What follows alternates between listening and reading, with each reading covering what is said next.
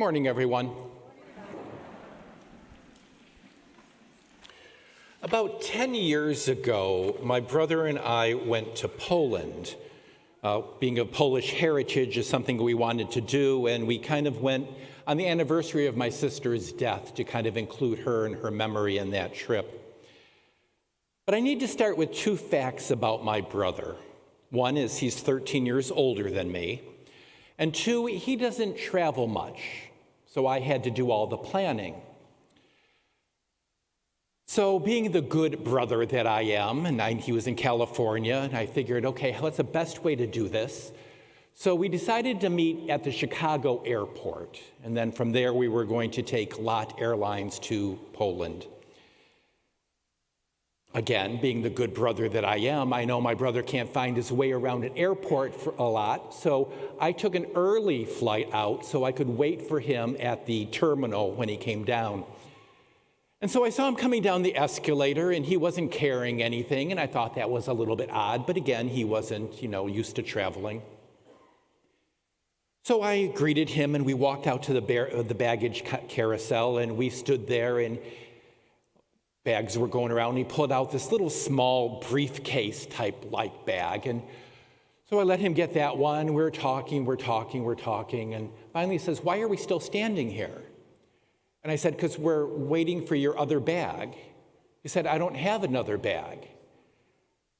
I said, "We're going to Poland. The weather is cold. You're used to California weather. Where are your clothes?"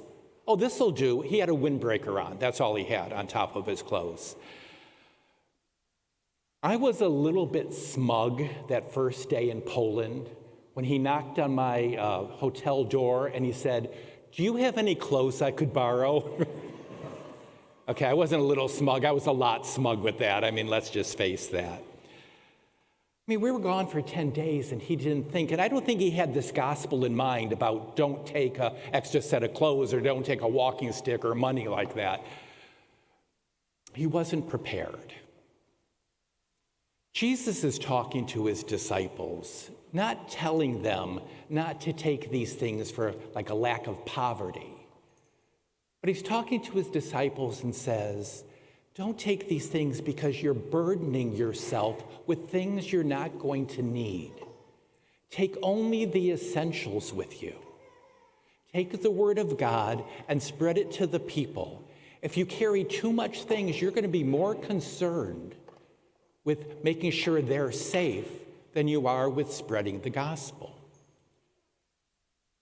Now, I don't know about you, but I found in my life I can accumulate things a lot. I take the vow of poverty, but every time that I move from one place to another, I think of all these things I need to get rid of. Moving from the last parish, not knowing where I was going, I had to get rid of 8 Christmas trees. 172 days, by the way, to Christmas. If I knew I was coming to Good Shepherd, I could have kept them with me. But the point is, how much stuff do we accumulate? A lot of it's sentimental stuff. I get that. It's hard to part with some stuff. But do we let that distract us from what we're supposed to do? That's what Jesus is reminding his people. Don't get caught up with these worldly things. Focus on what is really essential to proclaim the gospel of God.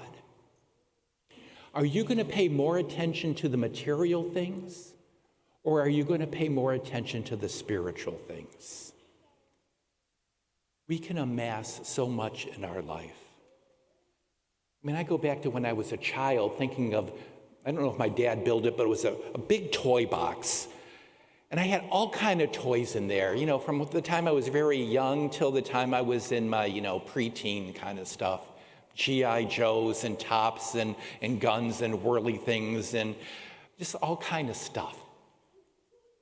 Every once in a while, my parents would say, let's clean out the toy box and let's give some of these toys away. I would throw a fit. I wanted them. They were mine. I was putting more emphasis on those things than doing good for other people.